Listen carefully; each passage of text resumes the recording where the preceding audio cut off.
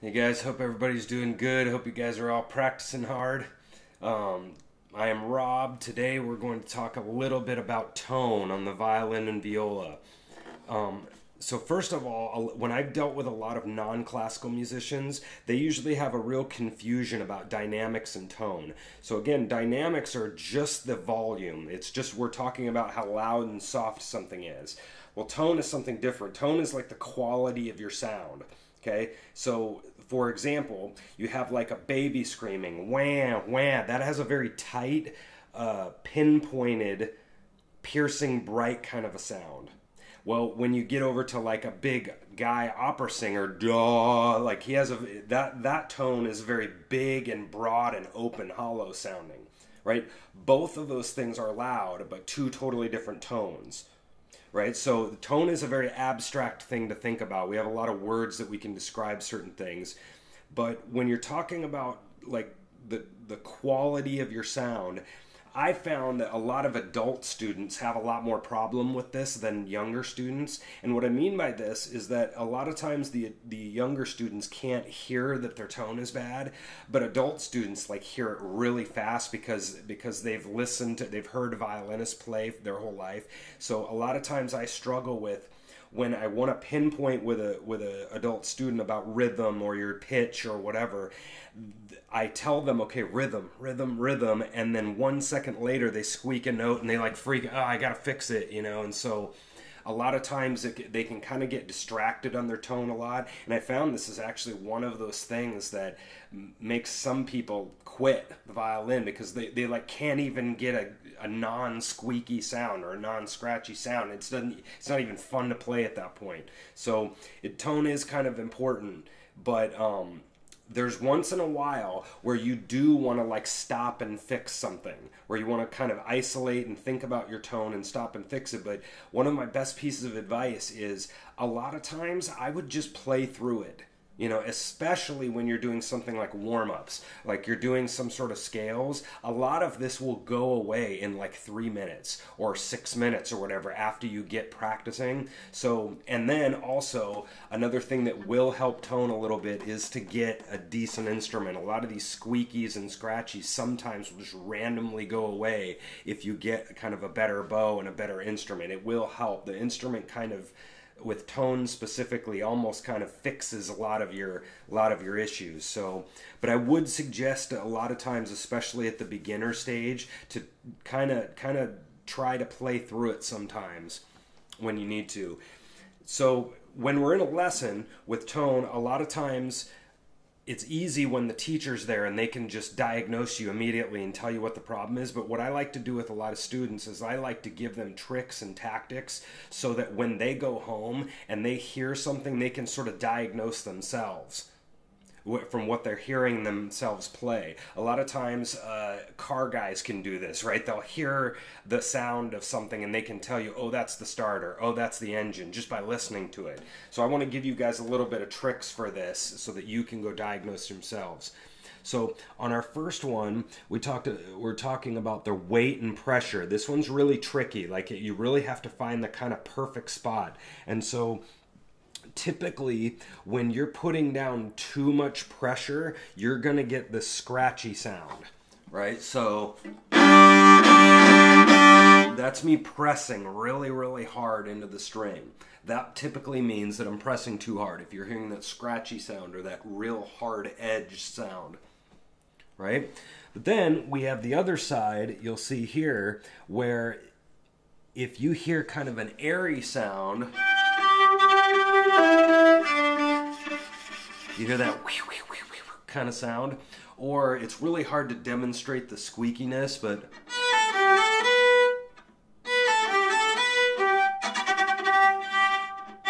it's going to be kind of a harmonic-y kind of a sound or a squeaky kind of sound. Those typically mean that you're most likely kind of being a little too wimpy with it. You could give it a little bit more. And so one side is too little, one side is too much, so you can probably guess where you want to be is right in the middle with a very, what we call ringy sound or resonant sound, where you're giving it enough that it's contacting the string, but it's not too much to get the scratch.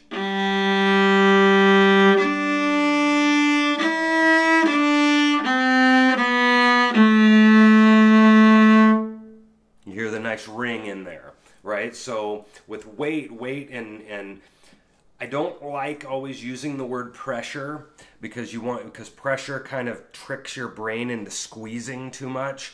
And so I typically would urge you to think more of weight, like use more of your arm weight in the string.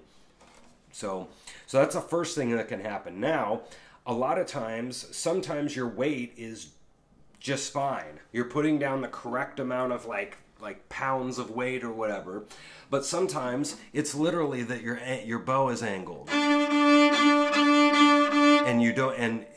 you're not able to grab the string enough. So again, we always want to have that relatively perpendicular to the string where you can actually grab the string. So sometimes if that's happening, you might look down and see if your bow is kind of all over the place. Another way the bow can be all over the place is sometimes you're totally parallel with the string and your weight is just fine. You've just slid over to the bridge. And that should typically get you a very whiny or thin kind of a sound. Really bad sound, right? So again, you want to keep it right kind of in between the bridge and the fingerboard there. Same thing can happen if you go too far out to the fingerboard. You can definitely get kind of a more kind of a wimpy sound. You're not getting as much tone as you would like and as much volume as you would like. So you want to have that. Now these two are kind of tricky when your eyes are on the sheet of music if you're sight reading. Right, so a way to practice this is practice this during your warm up a lot with scales or just make up notes doing like improvisation, and you can literally use your eyes to just stare right down there to make sure your bow is staying in the right spot. All right, so there's that, and then there's also just a little one about thinking about how you're rotating your bow with making sure all the hairs are on the string. If you want a nice strong sound, you want to make sure that your hairs are right under your stick, right? If you tilt the bow this way or tilt it that way, you're going to get kind of a wimpy sound because all the hairs aren't engaging in the string, right? So kind of think about if you're rotating your hand. I typically like to rotate this way for some reason. Some other people rotate back out like naturally. So you want to kind of make sure that you're right in the middle of the string there. Now, another one that I've noticed with my students lately is the bow speed. That's our next one on here, number 5 or whatever, is that a lot of times people are kind of adjusting your weight incorrectly, but that's mostly because their bow is going too fast. So or it's going too slow. So typically if you go too slow and put too much pressure, you're gonna get that scratchy sound. And then again, if you put too little of a weight and too fast, you're typically gonna get again the airy honking kind of sound or the squeaky sound.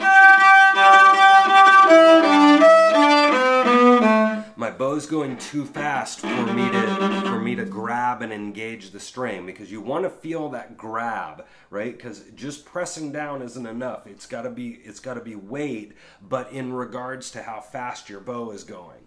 So there's two problems. The one problem is how the speed that you're pulling your bow, and number 6 of how as long a distance as you're using. Sometimes people are using like literally 2/3 of their bow when really they only need to use like 4 inches.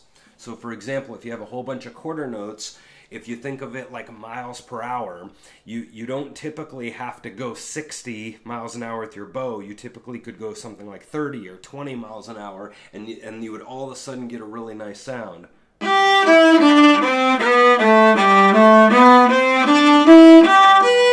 That was pretty fast. I was using pretty fast amount of bow, and I was using quite a long distance there. If I do that same speed and I slow my bow distance, or I slow my speed down and I use less distance,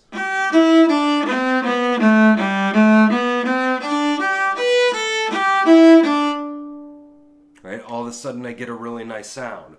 And so when you're slowing your bow down, you typically will probably want to not use quite as much force or as much pressure because it's already grabbing in the string because you're going slower. And then if you do have to use kind of a faster bow, you probably will have to engage a little bit into the string.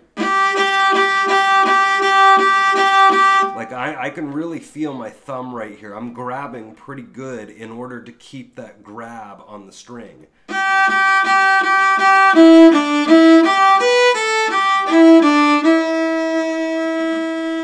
I'm relaxed. I can feel I'm almost barely grabbing with my thumb in order to get that slow speed. So those are a bunch of things that are all kind of working in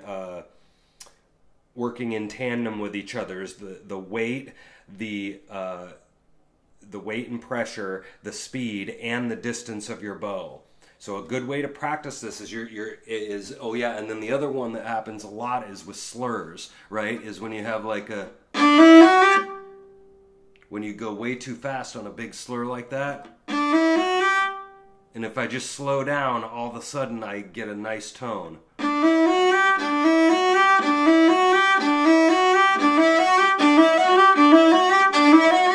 And of course, if you go too fast, you're going to, again, be a little bit more out of control. So I found that I typically, I think what happens in schools a lot is there's a lot of lazy kids, and they're just, they're hardly using any effort. And so their teachers at school are screaming at them, more bow, and then they get used to, just going to town. And so I have to kind of rein them back in when I finally get them into my lessons. So watch the bow speed, and the distance can be one of the reasons why you're hearing these weird tone kind of things. Now, last two things that I'll leave you with is we think of tone a lot with the left hand, but actually there is quite a bit of tone that's going on with your fingers as well. And so if you notice, like I'll show you here, if you can see my D string here, I am barely not on the D string. My fingers are not really touching it. And I'm getting a terrible tone. Now look what happens when I move my third finger and I engage the finger. The string is in the middle of my finger now. I can feel the meat of my finger on the string. All of a sudden I get a good sound. The same thing happens, I don't know if you can see this very well, but I'm barely touching the string right now. It's almost like a harmonic. And I can't engage the string, and I'll just show you, as soon as I press down into the string, I get a good sound. So part of your tone is how your fingers are contacting the string.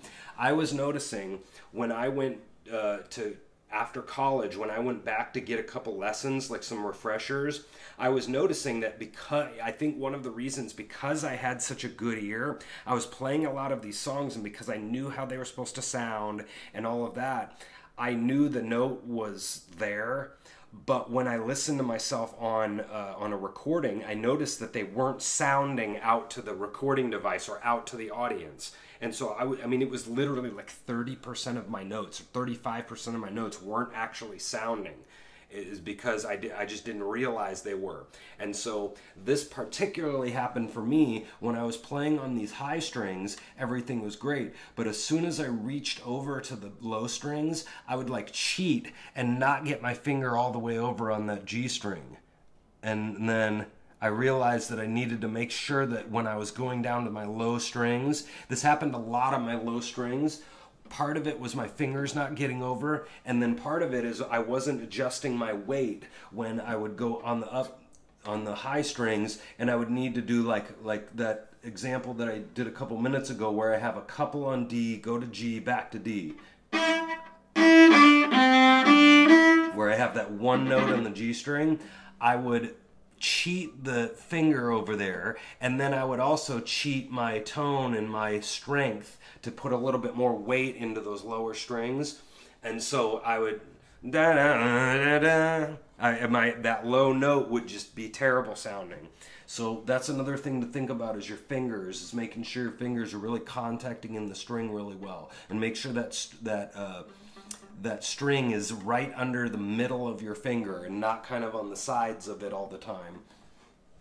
And then the very last thing I'll say is also one thing when you start getting up in the classical world with different songs. When we play down in what's called first position down here, like if we do a B flat, it's going to typically be really, really bright. But if we play the same B flat kind of up on the neck,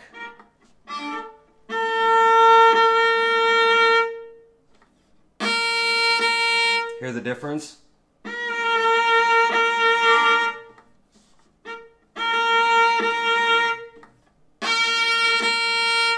Right, really bright down here at the first position, but once you get up, third position and up, all of a sudden it can sound like darker or warmer. Probably not as loud as well, but that's another thing that can help you if you're trying to get a little bit more warmer sound, is kind of stay out of first position as much as you can, especially those like low ones all the way across, especially on violin E string, the F, that low first finger, that F natural is very bright note, so a lot of people will want to play it up in third position. So that's another way that you can kind of use a little trick to adjust the tone on your songs.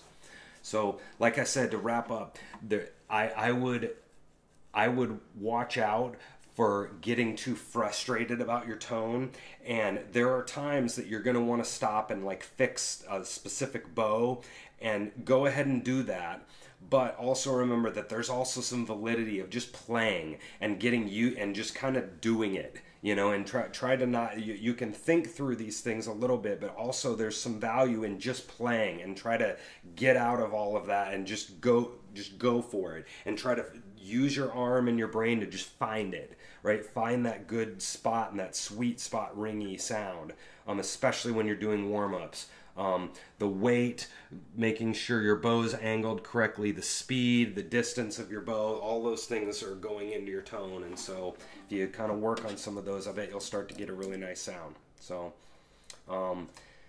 that's what I got. Thank you guys for watching. I'll have more of these on my channel. So keep practicing. See you later.